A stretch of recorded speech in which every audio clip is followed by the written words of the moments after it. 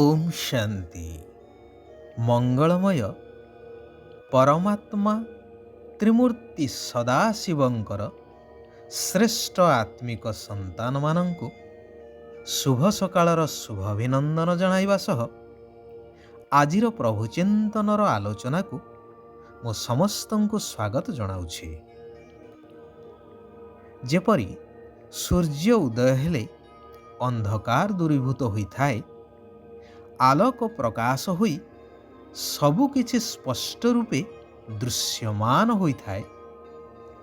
यह तो स्थूल जगतर स्थूल कथा, हेले ज्ञान एपरी आलोक जद्वारा अज्ञानता रूपी अंधकार दूर होई प्रत्येक गुह्यरु गुह्यतम रहस्यर मध्य उन्मोचन होइथाए। प्रथम एवं मुख्य रहस्य उन्मोचन होइथाए कि भगवान किए एवं मु किए। एहा द्वारा सबु किछि रहस्यर उन्मोचन होइथाए। कारण जे पर्यंत निजर परिचय जणा नथिबो तेबे निज संबंधरे कौनसी तथ्य मध्य हासिल करिबा असंभव। सेथिपाई ज्ञान को आलोक सहित तुलना करा जाए, जहाकु कुहा जाए ज्ञानर तृतीय नेत्र। दुनिया रे तो अनेक ज्ञान रहिछि, हेले तद्वारा केवल शरीर निर्वाह पाई बा स्थूल सुख सुविधा प्राप्त करिबा पाई विनाशी धन उपार्जन होइथाए।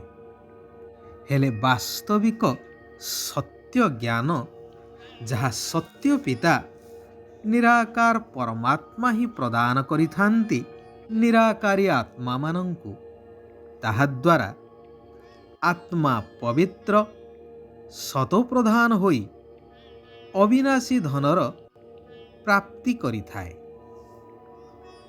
पुरुणा पतित दुनिया परिवर्तन होई नूतन सत्ययुगी पवित्र सतो प्रधान सत्ययुगी स्वर्ग दुनियार स्थापना होइथाए। मनुष्य दैवी गुण संपन्न देवी देवता होई दैवी राज्य चालुथिबा पर्यंत, अर्थात अधा कल्प पर्यंत सुख शांति आनंदरे कालातिपात करिथांती।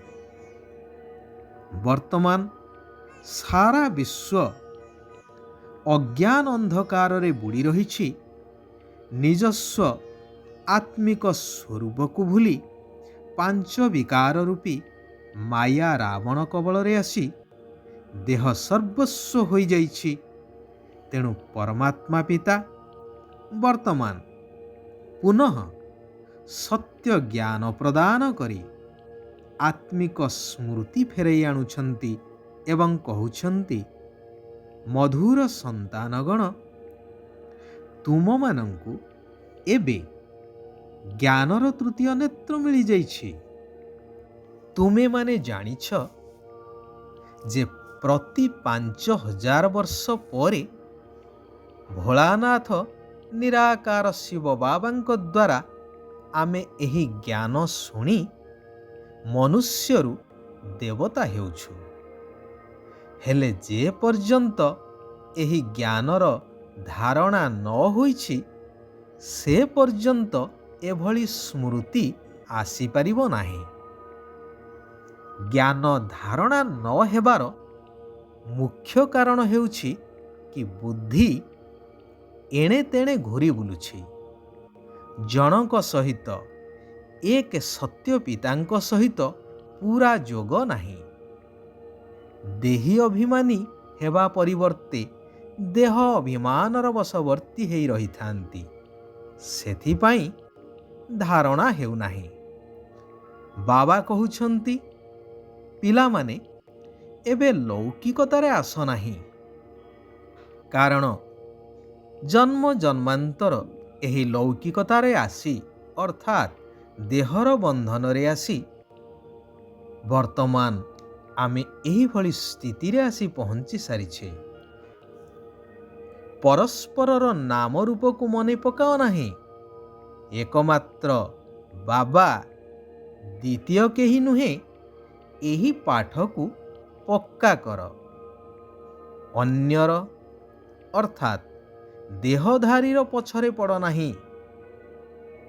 ମନମତ, ପରମତ, ଗୁରୁମତ, ଶାସ୍ତ୍ରମତ ସବୁ କିଛି ଛାଡ଼ି ଗୀତାର ମହାବାକ୍ୟ ଅନୁସାରେ ସର୍ବଧର୍ମଂ ପରିତ୍ୟଜ୍ୟ ମାମେକଂ ଶରଣଂ ବ୍ରଜ, ଏକ ସତ୍ୟ ପିତା ପରମାତ୍ମା ଶିବ ବାବାଙ୍କ ଠାରୁ ହିଁ ଶୁଣିବାର ଅଛି।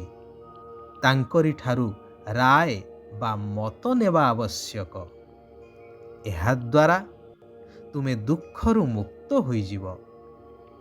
ଉପଯୁକ୍ତ ଧାରଣା ହେବା ସହିତ ସର୍ବଦା ଖୁସି ମଧ୍ୟ ପ୍ରାପ୍ତ ହୋଇପାରିବ। ସାରାଦିନ ଏହି ଜ୍ଞାନର ବିଚାର ସାଗର ମନ୍ଥନ ଚାଲିବା ଦରକାର। ଯେତେବେଳେ ସତ୍ୟଯୁଗୀ ସ୍ୱର୍ଗରାଜ୍ୟ ଥିଲା, ସେତେବେଳେ ଏକ ଆଦି ସନାତନ ଦେବୀ ଦେବତା ଧର୍ମ ଥିଲା, ଅନ୍ୟ କୌଣସି ଧର୍ମ ନଥିଲା। ଶ୍ରୀଲକ୍ଷ୍ମୀ ଶ୍ରୀନାରାୟଣଙ୍କର ରାଜ୍ୟ ଚାଲିଥିଲା।